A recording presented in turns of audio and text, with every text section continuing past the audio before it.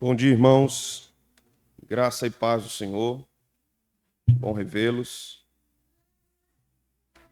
Nós hoje vamos continuar nossas exposições em Neemias. Gostaria de convidá-los, então, a abrirmos no capítulo 5 de Neemias. Vamos ler a partir do versículo 13 ao versículo 19.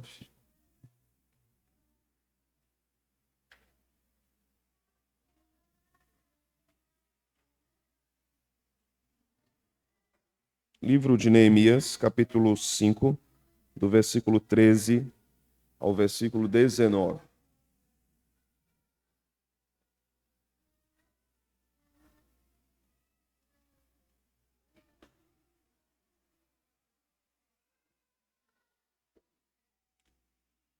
Diz a palavra do Senhor.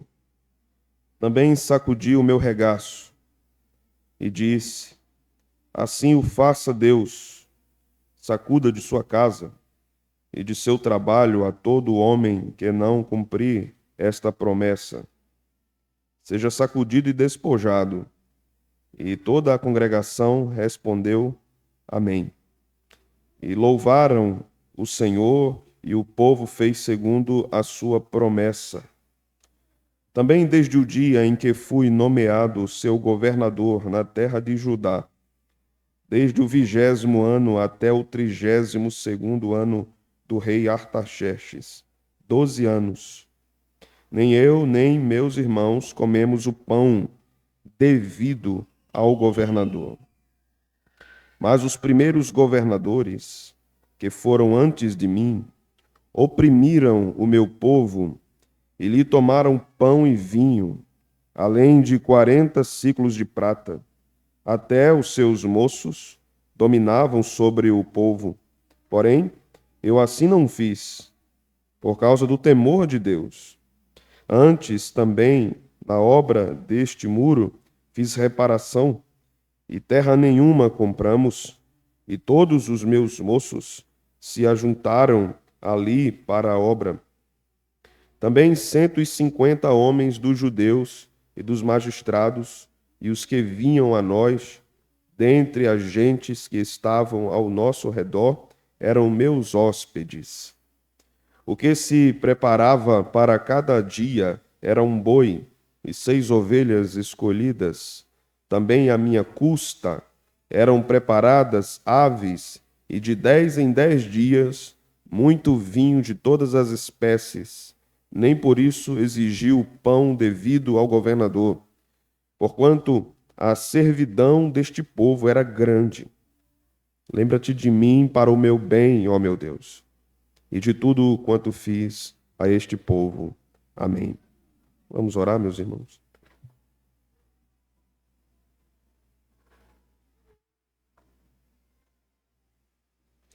Ó Senhor, esta é a tua palavra e este é o teu povo. Teu povo sobe à casa do Senhor neste dia para adorar aquele que é digno de louvor e de honra, e também para ouvir a tua palavra. Teu povo necessita, Senhor, do pão espiritual, para que suas almas sejam saciadas, sejam abastecidas, sejam alimentadas. Continua nos ensinando, Senhor, neste livro tão precioso, inspirado pelo Teu Espírito Santo, a fim de que possamos extrair dele lições poderosas e valiosas para a nossa vida, para a nossa caminhada, também para a nossa igreja. Livra-nos, Senhor, de lideranças imorais. Livra-nos de lideranças infiéis. Livra-nos de lideranças corruptas, seja no âmbito da igreja, seja no âmbito político, seja no âmbito profissional. Livra-nos, Senhor, dos corruptos. E mais do que isso, te pedimos, levanta justos, Senhor. Levanta justos para a liderança do povo. Tua palavra diz que quando o justo governa, o povo se alegra. E isso é uma bênção para toda a humanidade. Nós te pedimos mais uma vez encarecidamente que o Senhor nos oriente na sua palavra, no nome santo de Cristo. Amém. Podem sentar, meus irmãos. Na última ocasião, meus irmãos, no último domingo, nós consideramos a primeira parte do capítulo 5 e, para recapitularmos um pouco, vimos que aquela era uma nova crise que estava se instalando no meio do povo de Deus, agora não uma oposição externa apenas de Sanbalate e Tobias ao trabalho de Neemias no seu empreendimento de reformar o muro de Jerusalém. A reforma do muro não era apenas algo físico e material, envolvia também a religiosidade do povo, envolvia a fidelidade do povo de Deus ao seu Deus. A terra de Jerusalém é muito significativa para o povo judeu e muito significativa para a história da redenção. Nós não podemos esquecer disso. Não podemos esquecer que o nosso Salvador é um judeu, não é? E isso está contido nas Escrituras Sagradas. Então, a terra de Jerusalém ocupa um lugar importante como o restabelecimento do povo judeu, nesse contexto, ocupa um lugar importante pós-cativeiro babilônico. Mas no capítulo 5 que nós temos é um grupo de pessoas, nobres, magistrados, que eram abastados, e é possível que esta abastança seja uma herança da saída de Babilônia, e então esse grupo estava possivelmente bem equipado financeiramente, monetariamente, podemos dizer assim, mas isso não era uma realidade de todos em Jerusalém. Os pobres existiam e eles estavam trabalhando na reconstrução do muro. E esses ricos judeus, ou seja, membros da comunidade de Israel, membros da igreja, oprimiam seus irmãos, a ponto de os pobres terem que hipotecar os seus bens para poder comer. O clamor do povo judeu que estava trabalhando na construção do muro era por sustento básico, diário, não era por luxo, como nós vimos. Então os nobres estavam exercendo malignamente uma opressão sobre os ricos, e os magistrados nobres estavam exercendo uma opressão sobre os pobres. Neemias age quanto àquilo.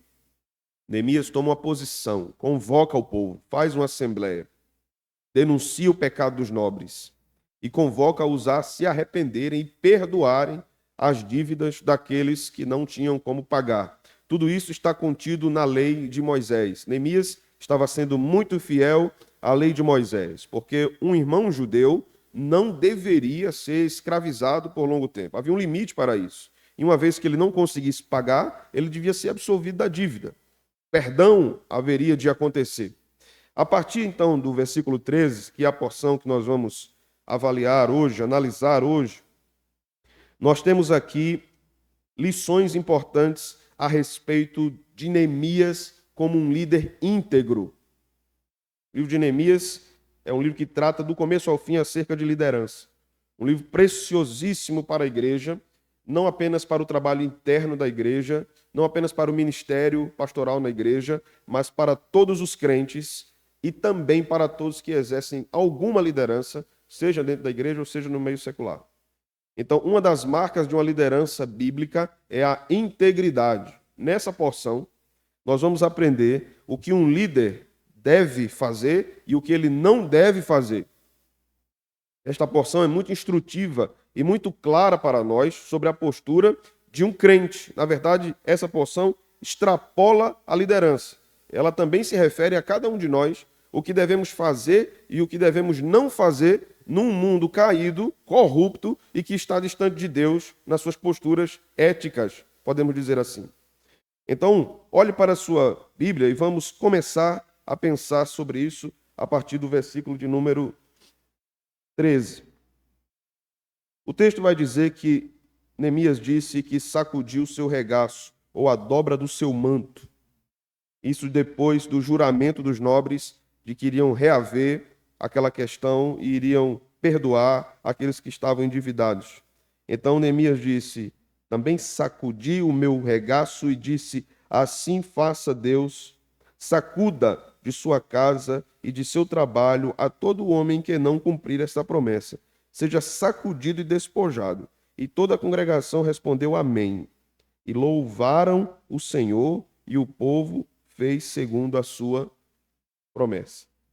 Primeira coisa que Neemias nos ensina aqui é que alguém que está no meio do povo de Deus e tem uma inclinação pecaminosa a oprimir o seu irmão, não é digno de estar na casa de Deus e nem trabalhar em sua obra.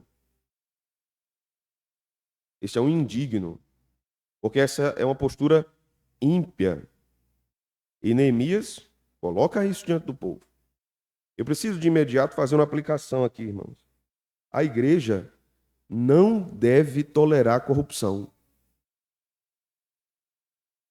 O que a igreja deve fazer é convocar o arrependimento, e uma vez que não haja arrependimento, a igreja deve, de fato, exercer o poder das chaves que Jesus ensinou.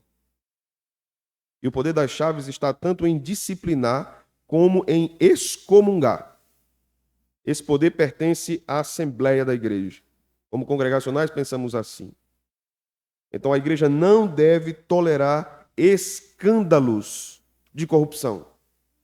E mais do que isso, vimos há poucos meses, estudando uma confissão de fé congregacional, que grandes escândalos dentro da igreja o mecanismo de disciplina deve ser imediatamente a exclusão e não o afastamento. Porque quando a igreja não faz isso, ela alimenta o pecado, a fermentação do pecado no meio da igreja. Então, quando ela faz, ela testemunha ao mundo que nosso povo é um povo que preza pela santidade de Deus. Nós não devemos desejar sermos mais bondosos e graciosos do que Deus. Se Deus diz na sua palavra como algo deve ser feito, nós não devemos tentar melhorar o que Deus disse, apenas devemos obedecer. Amém, meus irmãos? Neemias disse claramente aqui: assim faça Deus. Sacuda de sua casa e de seu trabalho todo o homem que não cumprir esta promessa. Seja sacudido e despojado. E toda a congregação respondeu: amém. Essa é uma questão muito interessante a pensarmos, principalmente no nosso contexto congregacional. Eu venho de uma prática em que a liderança da igreja não serve praticamente para nada. Esse foi o tipo de congregacionalismo que eu cresci vendo. A liderança existe porque precisa. Mas a autoridade máxima em todos os assuntos é a Assembleia da Igreja. Inclusive em doutrina. Eu vim de um contexto assim. Então, se uma igreja resolve em Assembleia que Jesus não é Deus, está resolvido. Está certo isso? Vocês acham? Isso não é congregacionalismo. Isso é apostasia. Ou é anarquia. Aqui nós observamos que o povo ouve a instrução do líder Neemias, observa e sabe que aquilo está em coerência com a palavra de Deus. Então o que é que o povo responde a Neemias? Amém. E depois o texto vai nos dizer aqui: e louvaram o Senhor, e o povo fez segundo a sua promessa.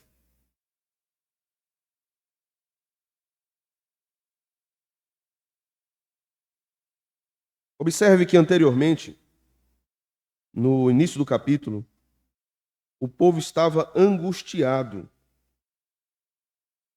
Observe lá no início do capítulo 5, quando o povo diz assim, no verso 1, foi grande, porém, quando Neemias diz assim, foi grande, porém, o clamor do povo e de suas mulheres contra os judeus, seus irmãos. Percebe qual era a situação do povo aqui? No ápice da crise da opressão, era angústia e clamor. Vimos que essa palavra clamor é a mesma palavra que está em Êxodo, que diz que Deus ouviu o clamor do povo que estava sob a opressão da escravidão no Egito. É a mesma palavra hebraica. Mas veja agora que coisa curiosa no final do versículo de número 13. E louvaram o Senhor. Este é o poder de uma liderança bíblica no meio de uma congregação. O direcionamento na Escritura, na vontade de Deus, transforma no meio do povo angústia em louvor, irmãos. Angústia em alegria.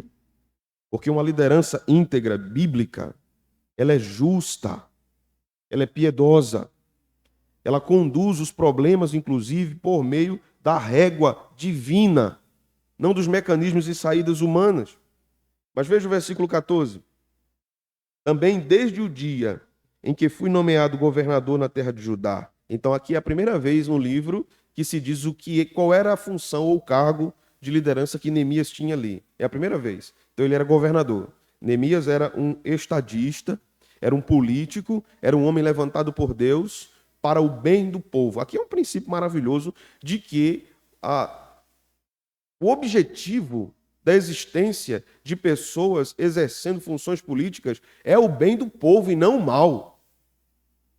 Eu acho que vocês concordam comigo. Mas o que nós vemos observando as Escrituras desde os tempos antigos? Observemos Nabucodonosor. Observemos os reis apóstatas de Israel. Observemos os grandes impérios. Observemos Antíoco Epifânio. Observemos Roma, Herodes, Pilatos. Observemos que a Escritura vai nos dando modelos de líderes perversos que fizeram muito mal ao povo. Em contrapartida, observemos o governo de Deus. Observemos as suas leis. Observemos, por exemplo, leis concernentes à divisão da terra, em Deuteronômio. Observemos leis referentes à escravidão e à libertação e ao perdão das dívidas. Observemos leis como da respigadura, que aquilo deveria ficar para os pobres, eles deveriam ser socorridos. Deus legislou sobre isso. Observemos o governo de Deus. E observemos o que o povo fez no período de Samuel. O povo disse: não queremos Deus como nosso rei. Nós queremos um rei como as nações. Então Deus permite que Saul seja o rei do seu povo. Porque para o povo não era suficiente Yahvé como rei. A história continua a mesma. Não é suficiente para o povo ter Deus como rei. Os homens, inclusive os crentes, inclusive os evangélicos, continuam levantando reis políticos para si, achando que neles há esperança, neles há a saída, neles há a melhoria. Mas não é isso que a história bíblica vem contando. Né? Não é isso que a história bíblica vem contando. Observemos como a Bíblia desenvolve uma teologia política. Todas as vezes que ela menciona política, observe com atenção. Nos fala de grandes reinos, grandes impérios e a postura deles contra Deus.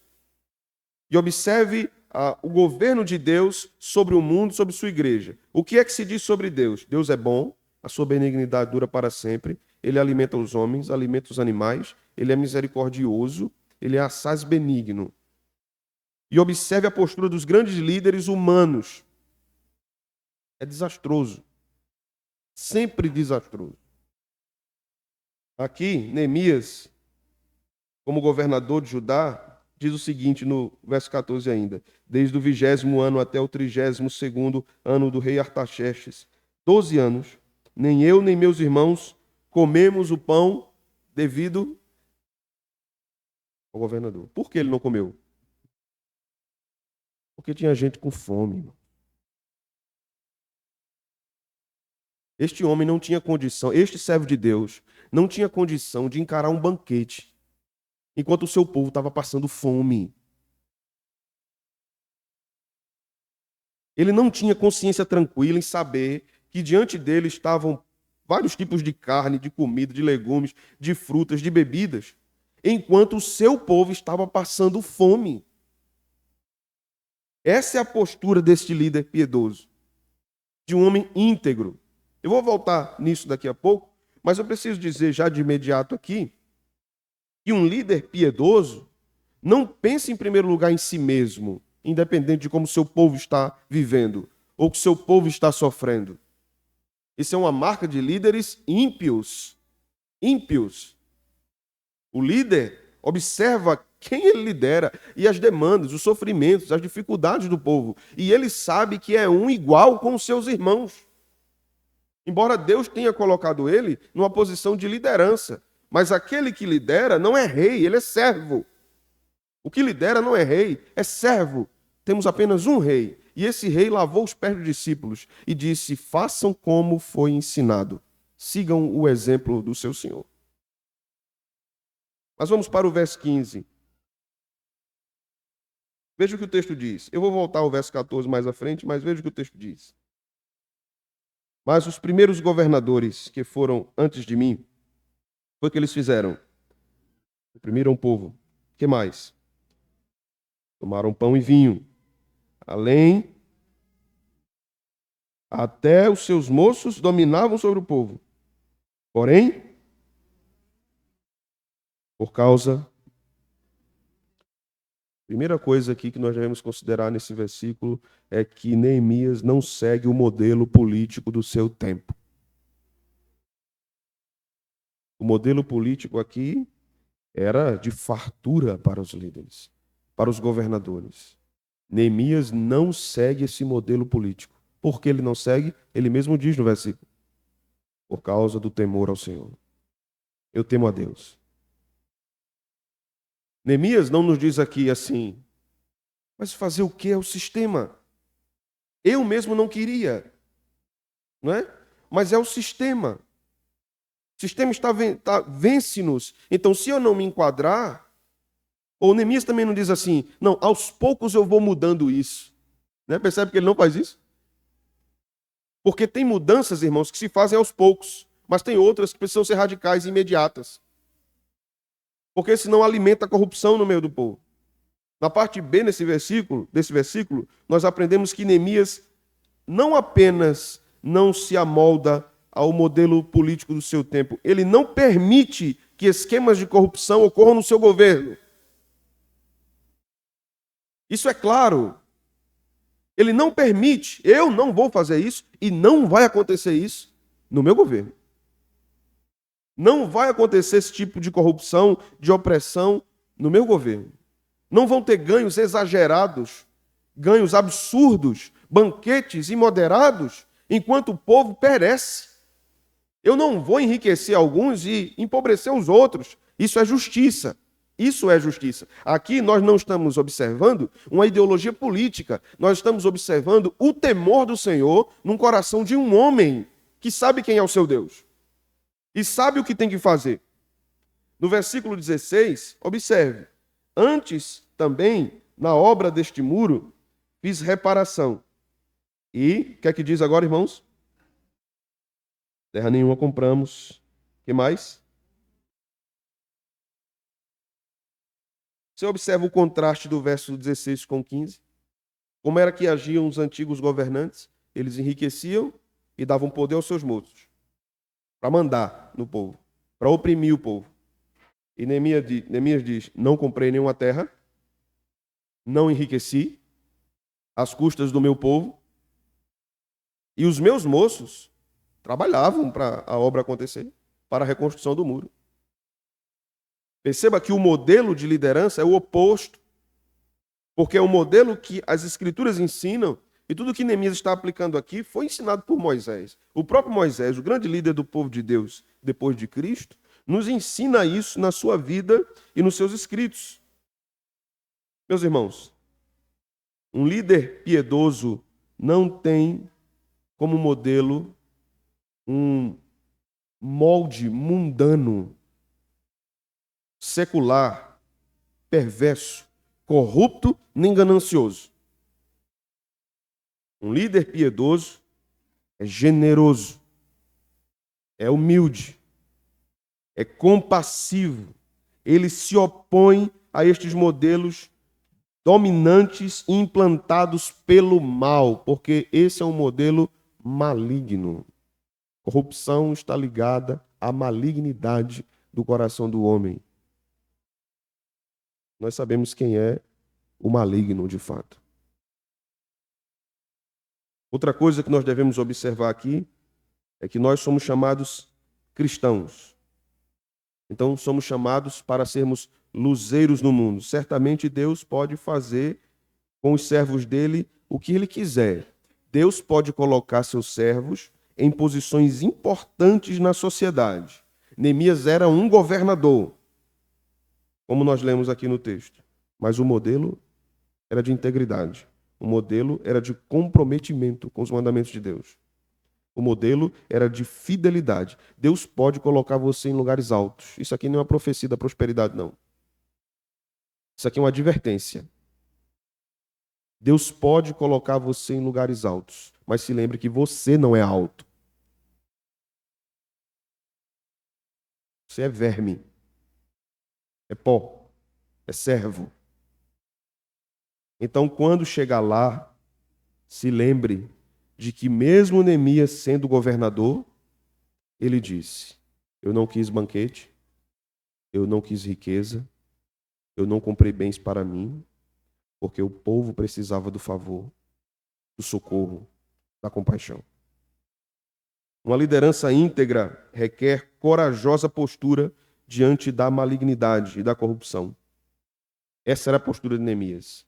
Ele precisava ser corajoso. Ele não podia fechar os seus olhos. Neemias simplesmente não para aqui, irmãos, e diz assim: ó Senhor, eu não tenho nada o que fazer contra esse esquema de corrupção na política do meu tempo.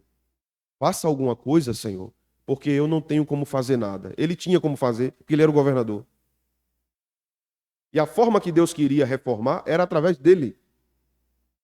Neemias não se retrai no seu medo, dizendo: eu não vou fazer nada e vou confiar tudo ao Senhor. Ele sabia que aquilo era competência dele. Ninguém pode entender que a liderança está isenta de responsabilidades e está isenta de desconfortos. Não está.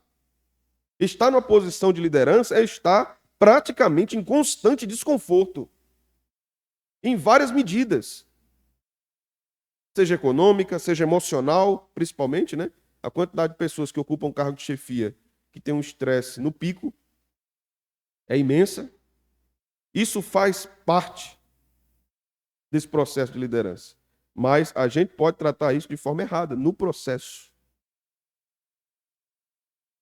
Em dados momentos, irmãos, poderemos enfrentar, inclusive, a tentação de nos moldarmos a padrões mais confortáveis e abandonarmos os padrões divinos, porque eles são muito incômodos e são um peso muito grande sobre nossos ombros. Então é mais fácil moldar-se ao esquema, ao sistema, ao que já está acontecendo. A Bíblia nos adverte aqui a sermos vigilantes contra isso. No versículo 13, nós observamos que Neemias invoca a justiça de Deus sobre aqueles que andam não retamente. Neemias coloca o peso do juízo divino sobre os opressores. Esta questão é muito séria e nós devemos observar, porque toda injustiça é condenada por Deus. E tudo que é condenado por Deus deve ser condenado pelo seu povo. O povo de Deus não deve amar o que Deus odeia, né, meus irmãos? Não é assim? O povo de Deus não deve acalentar o que Deus tem ojeriza. O povo de Deus deve rejeitar o que o seu Deus rejeita e deve amar o que o seu Deus ama. É assim que as Escrituras nos ensinam. Então, eu preciso fazer mais uma aplicação aqui. Nós não podemos amar sistemas políticos que são inimigos de Deus, irmãos. Não podemos. Não podemos amar candidatos, governantes que blasfemam contra a justiça do Deus Todo-Poderoso, que oprimem o povo, que falam contra Deus, que falam contra o Evangelho, que militam contra a igreja. Como nós vamos amar o que Deus aborrece? Se a Escritura diz que Babilônia caiu, que Pérsia caiu, que Grécia caiu, que Roma caiu, em Apocalipse, mais uma vez, Babilônia cai. O que é que a Escritura está dizendo? Que poderes inimigos de Deus vão ser derribados. Então, como um cristão pode amar uma espécie de governo e de sistema que declaradamente se opõe a Deus? Nós precisamos abrir os nossos olhos. Nós precisamos cuidar disso e não cegarmos em busca de messias terrenos. Nós temos só um Senhor, um só Deus. De fato, nós devemos exercer cidadania no nosso tempo, mas não em detrimento da justiça divina, irmãos. Não em detrimento da justiça divina. Eu não devo rejeitar a justiça divina. E mais, nós devemos orar para que Deus levante pessoas tementes a Ele, para ocuparem cargos importantes na sociedade e nos governos humanos. Nós precisamos de crentes que sejam políticos, não de políticos crentes. Precisamos de pessoas com capacidade intelectual, espiritual, técnica para ocupar esses cargos.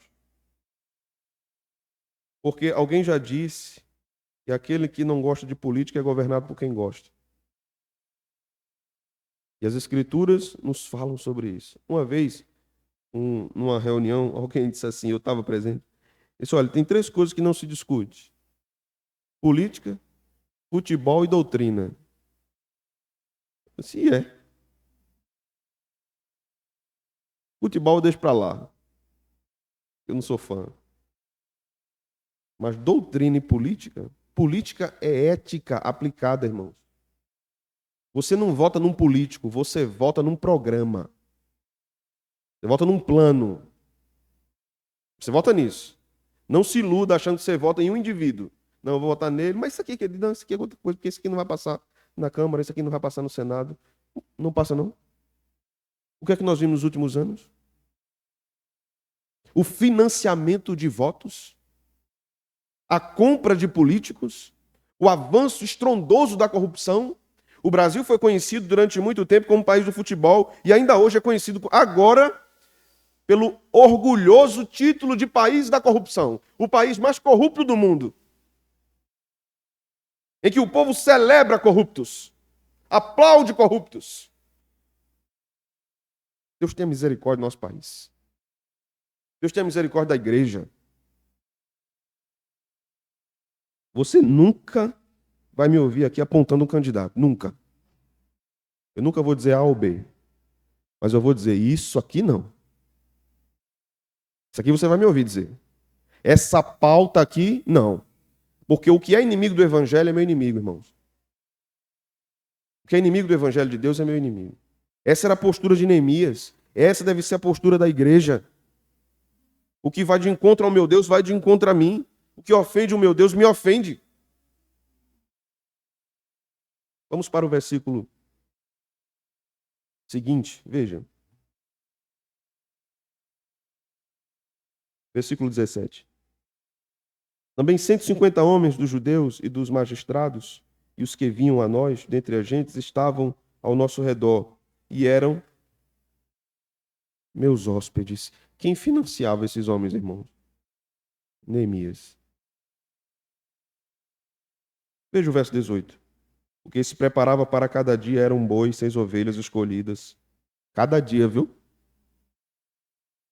Cada dia, um boi e 6 ovelhas.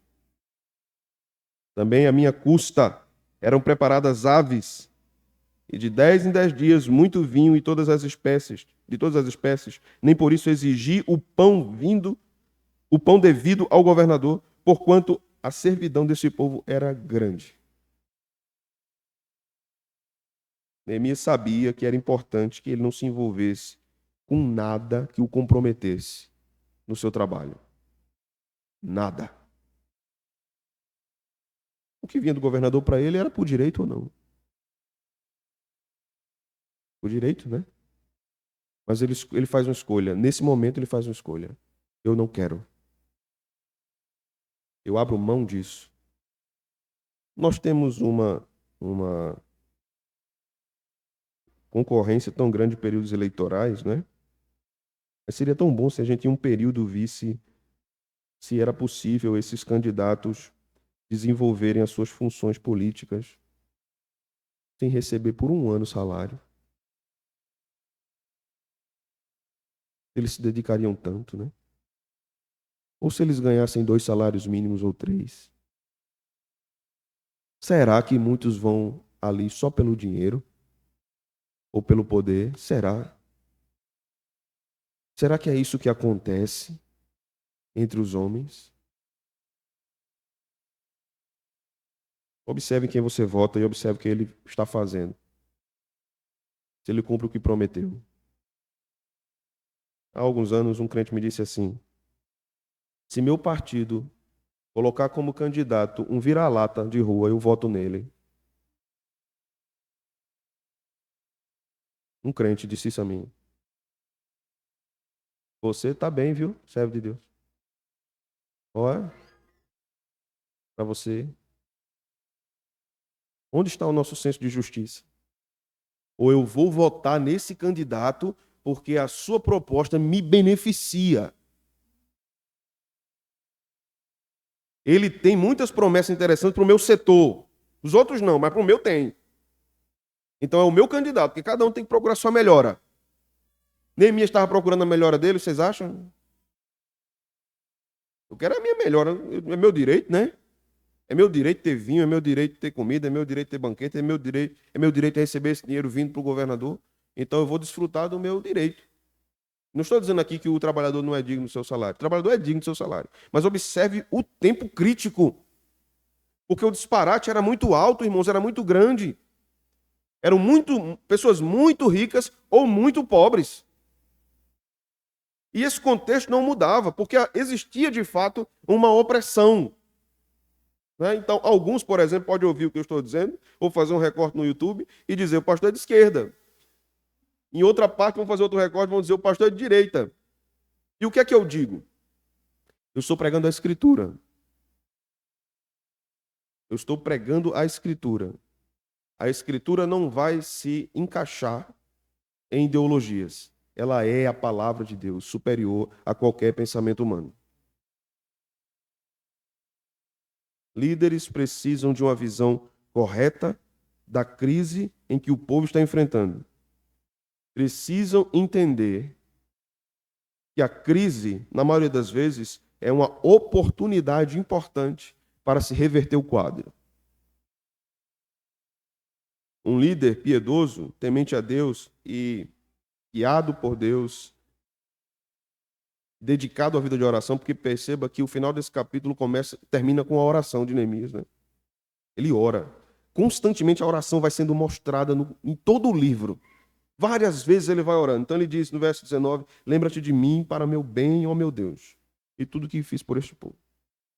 Porque ele sabia que o que estava fazendo era um sacrifício muito grande pelo povo. Ele sabia que estava sob ameaça. Ele sabia que ele estava na mira de Sanbalat e Tobias, mas também na mira dos poderosos do povo, de dentro do povo. Ele sabia que ele estava indo contra uma correnteza gigantesca e que ele era um homem só. Mas ele sabia também que ele tinha um povo com ele, irmãos. Ele sabia que ele tinha irmãos que estavam com ele. E como diz um amigo meu pastor, às vezes só é preciso um boi pular na manada que os outros vão atrás. Pular no rio que os outros a manada vai atrás. Neemias era esse corajoso que pulou no rio e a manada veio atrás. Você vai, a gente vai. Você é o líder, a gente precisa de um líder. Se você for, a gente vai. Assim aconteceu com os valentes de Davi. Assim aconteceu com os anciãos do povo de Israel que estavam com Moisés. Assim aconteceu com os apóstolos que foram corajosos, mas também tiveram suas crises de covardia, né? Assim aconteceu com os cooperadores de Paulo. Se um líder é levantado por Deus, Deus também levantará pessoas para caminhar com ele. Deus vai fazer isso. Não devemos tirar os olhos de Cristo num tempo de crise, mas também não devemos temer os problemas. Devemos olhar para esses problemas com a mesma confiança que olhamos para Cristo.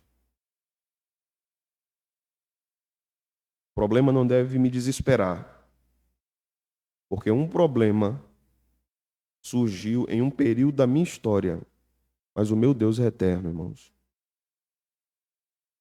O seu Deus é eterno. Alguém que lidera e que só pensa em si é um vampiro. É um sanguessuga. Ele só vai querer extrair do povo. Ele só vai pensar em prestígio e realização. Esse não é o modelo bíblico. Esse não é o modelo da palavra de Deus. O líder piedoso valoriza o bem do seu grupo, dos seus liderados. Não apenas o seu bem. A justiça de um líder íntegro, meus irmãos, não permitirá que ele almeje luxo para si, mesmo quando ele vê a miséria do seu povo.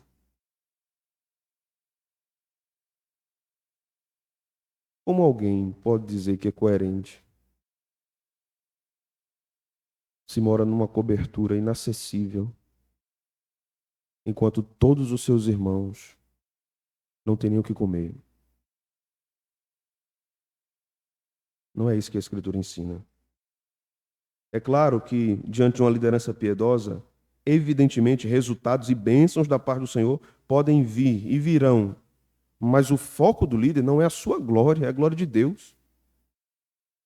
Deus irá abençoá-lo, mas ele não deve fazer isso em busca de uma realização pessoal. Na última quinta-feira, nós estudávamos sobre o juízo final, e uma das perguntas que foi feita, né, a mim, foi sobre o recebimento dos galardões, se existiriam as recompensas, né? Eu creio que existe, sim, porque a Bíblia diz. Mas eu disse e disse e repito hoje, que o erro de muitos crentes em relação a isso é que eles trabalham para Cristo por causa disso. Eu vou fazer a obra porque eu estou de olho no meu galardão. Eu quero mais uma pedrinha na minha coroa, né? E nem entende o que é aquilo, né? Acha que é uma coroa mesmo na cabeça. Imagine se uma pessoa tiver 1000 pedrinhas, o tamanho dessa coroa, né? Não vai dar nem para andar na eternidade. Vai andar como? Né? Com a cabeça virada assim, já caindo, a coroa caindo da cabeça, né? Então, crentes que estão mirando isso, não, eu vou evangelizar porque eu quero chegar lá, né? E Jesus dizer, muito bem, servo bom e fiel. Toma aí. Eu vou ser, se eu não fui rico aqui, eu vou ser rico lá, né? Tem crente que pensa assim. Se eu sofri aqui, agora lá, meu amigo, lá eu vou ser rico, porque o meu galardão vai ser gigantesco. Uma mansão. Não, irmãos. Estar lá já é riqueza. Estar lá já é riqueza. Agora, o Senhor, por sua graça e bondade, dará galardão aos servos dele, né? E os que não tiverem o galardão na mesma proporção não terão inveja, graças a Deus, porque não terá pecado lá mais, né? Eles não vão ficar olhando para o dele, olhando para o outro, né? Assim. Mas por quê? Né? Mas por quê? Não, uma história, já contei aqui a vocês, acho que já no ano passado, a história de um caba que trabalhou tanto que ele queria comprar um Uno Mille. E comprou um umzinho vermelho, 94, arrumadinho, duas portas, né?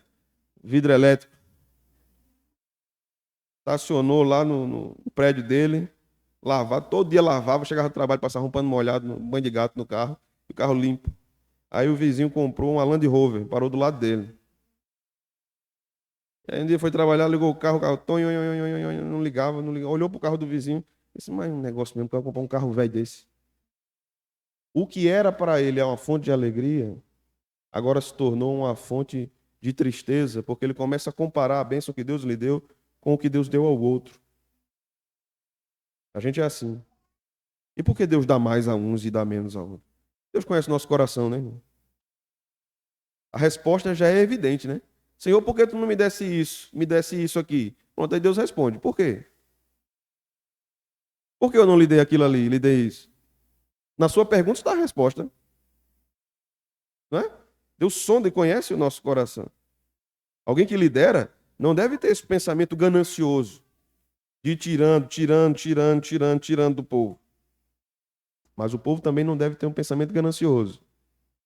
Não é verdade? Em apenas sugar do líder, sugar e nunca dar. Porque é igualmente errado. Benevolência, meus irmãos, deve ser manifestada na liderança. Deve ser manifestada sinceramente na liderança. Porque um líder deseja que o seu povo cresça.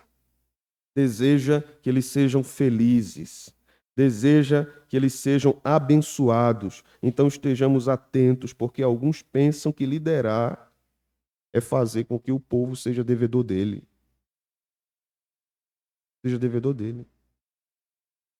Não é isso, né? Você me deve. porque eu cuidei de você, porque eu lhe aconselhei, porque eu lhe ensinei. Então você me deve, viu? Tem muito líder por aí assim. Ô, meu irmão, vem cá. Você tem 2 terrenos, é? E por que você não dá um a mim? Eu sou seu pastor. Eu não tenho. Eu não tenho terreno desse, né? Aí amansa logo a voz. Ô, meu irmão, Deus não tocou no seu coração não para você me dar. Eu vou ligar para vocês para dizer. Ô, meu irmão, olha, Deus não tocou no seu coração não para você me dar um carro não. E tem muito crente que cai nisso, irmãos. Agora, eu não estou falando de pessoas leigas, não. Eu estou falando de gente estudada, de gente poderosa financeiramente. É, Deus tocou no meu coração mesmo. O senhor falou agora eu senti aqui um toque assim, né? Tim, no meu coração. Toma a chave do meu. Toma esse carro, pastor. Toma, vá. Crentes bobos, que vão cedendo a esse tipo de jogo religioso, essa moeda da religião, que compra as pessoas e quer o retorno disso. Um líder piedoso deseja ver seu povo bem, seu povo feliz, porque essa é a postura da justiça, não para serem beneficiados. Tá vendo? Estou dando ao povo, o povo nunca dá a mim. Tá vendo? Tá vendo? Olha, tenha cuidado, viu? Porque você está aí cuidando do povo, e o povo vai lhe matar. Eu já ouvi isso tanto na minha caminhada pastoral, irmão. Cuidado com o povo, pastor. O povo vai lhe matar. E é. Só me mata se Deus deixar, né? Primeiro é isso, né? Cuidado, pastor. Tem um pastor que disse assim a mim, olha, pastorado é um caminho suicida. Você tenha cuidado.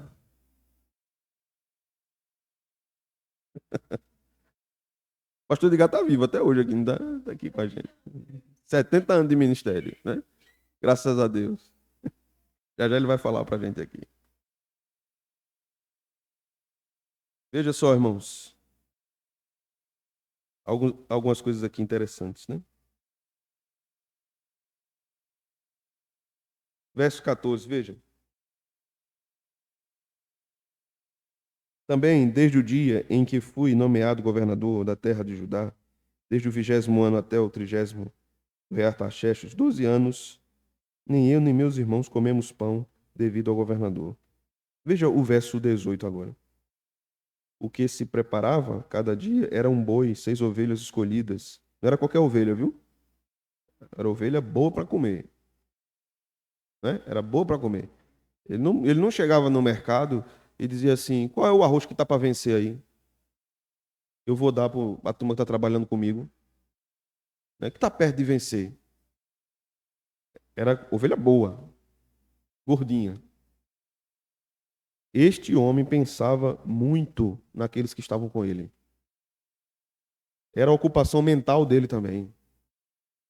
Porque se esses homens, se essas pessoas, não só os homens, né? Os homens estavam trabalhando na construção, as mulheres estavam cuidando das casas, cuidando da família, tratando de outros afazeres.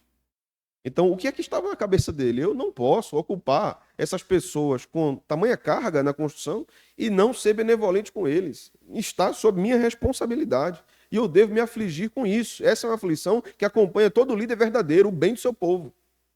O bem do seu povo. Um líder verdadeiro valoriza o bem do seu povo. Um bom líder, de acordo com o versículo 18, dá mais valor a ser benevolente com o povo do que receber isso. Uma vez alguém me disse assim: pastor, como é que você sabe quando você vai assumir uma igreja se o povo vai lhe amar? Eu disse: eu nunca sei. Como é que eu vou saber? E agora? E agora que eu tenho que amar?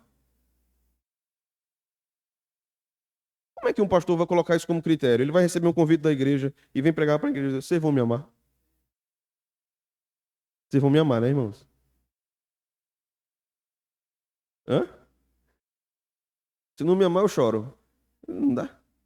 Você nunca sabe. E esse não é o requisito. Esse não é requisito. Deus não chama um líder para alguma função seja na igreja ou fora, dizendo assim, agora, só vá se o povo lhe amar. E como é que vai amar se o líder está começando o trabalho ali?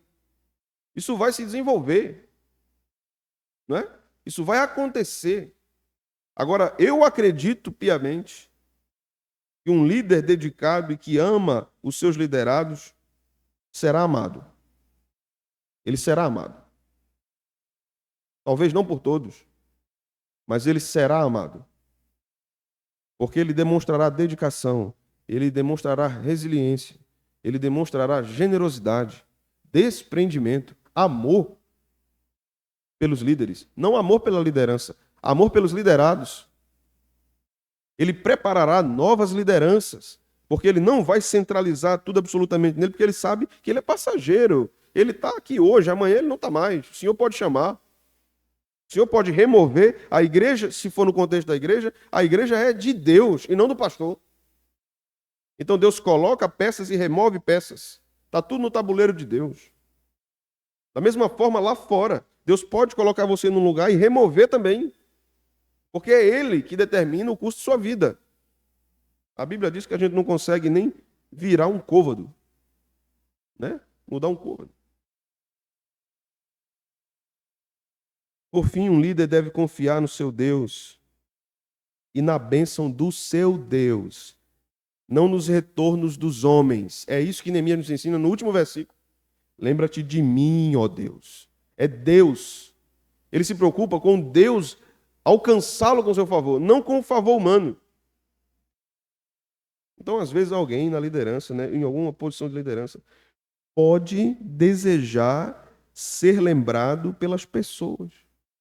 Tem aquele ditado mercadológico, né? Quem não é visto não é lembrado. Isso funciona entre os homens, né? Mas Deus sempre nos vê. E Ele sempre lembra do seu povo. Sempre. Um líder verdadeiro, bíblico. É claro que quando eu estou falando aqui, irmãos, no modelo de uma liderança madura, viu? Mas ninguém começa maduro, né? Ninguém começa com uma compreensão amplamente amadurecida da liderança. Isso é um processo. É necessário que aconteçam muitas coisas, que aconteçam crises, problemas, dificuldades, desânimos, porque líderes também desanimam. Eles desejam parar várias vezes.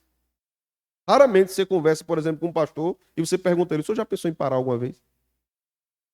Talvez poucos digam, nunca pensei em desistir. Mas a maioria vai dizer a você assim, quase toda semana. Quase todo dia, né, pastor Pedro? Quase todo dia. Por quê? Porque é pesado. Porque é difícil. Já é difícil tomar conta de si, né, irmãos? É difícil tomar conta de uma família. Quanto mais tomar conta de uma multidão. É difícil. Então, o desânimo também pode alcançar líderes. E daí a importância dele ter irmãos amorosos como seus liderados, porque são esses que vão encorajá-lo. Tem que continuar. Sua visão está curta. Deus está abençoando. Esse é um momento difícil. Dentre outros que você vai viver ainda na sua liderança. Mas você precisa continuar. Levante a cabeça e continue. Persevere. Deus é quem dá força. Mesmo quando você se sente muito fraco, é Deus que continua lhe levantando, lhe dando força e firmando seus passos. Lembremos de Daniel quando entra na presença de Belsazar. Daniel tinha 90 anos. 90 anos. Imagine aquele homem, aquele profeta, entrando naquele banquete que era um verdadeiro bacanal, uma balbúrdia. Aquele homem tinha visto o dedo de Deus riscando na parede e agora queria interpretação. E o profeta anda ali com passos firmes. Um homem que viveu quase toda a sua vida no cativeiro babilônico, no meio do paganismo. E foi fiel a Deus durante todo o tempo que esteve em Babilônia. Então, firmemente, ele anda diante do rei e diz a ele, você cai hoje. Você cai hoje. Seu reino acabou. Veja que Daniel não estava preocupado em ser benquisto pelos poderosos. Ele sabia do Deus a quem ele servia. Ele sabia do Deus a quem ele servia. A integridade na liderança, meus irmãos, envolve consciência correta de si mesmo, quem eu sou e quais são meus planos, quais são as minhas intenções. Um líder deve constantemente sondar o seu coração para que ele não seja vencido pela vaidade. Ele não deve buscar paixão pela glória humana ou pelo luxo terreno. Isso envolve quem ele é e quem Deus é. Deus é majestoso. E todos os líderes são pecadores terríveis que precisam de Deus para fazer um bom trabalho. Porque o trabalho, no final das contas, foi feito por Deus e não pelo homem. Então ele não pode se gloriar e não tem do que se gloriar. Isso envolve piedade, isso envolve retidão. Que Deus tenha misericórdia de todos nós. Vamos orar? Senhor bendito e eterno, quantas lições aprendemos em Neemias com a vida e o procedimento desse servo teu, Senhor. Obrigado, Senhor. Obrigado pela vida dele, obrigado porque essa história foi registrada com tantos detalhes importantes para nosso crescimento, para nossa correção. Obrigado por tua graça que nos sustenta em tempos difíceis. Obrigado pela direção do teu Espírito. Obrigado, Senhor, pela vida da igreja. Obrigado por tua benevolência. Tu és o nosso grande líder, de quem dependemos, de quem precisamos ouvir. Líderes humanos são apenas uma tentativa de serem um reflexo teu para o bem dos homens. Mas tu és o nosso grande líder. Tu és o nosso pastor. E nós cremos nisso.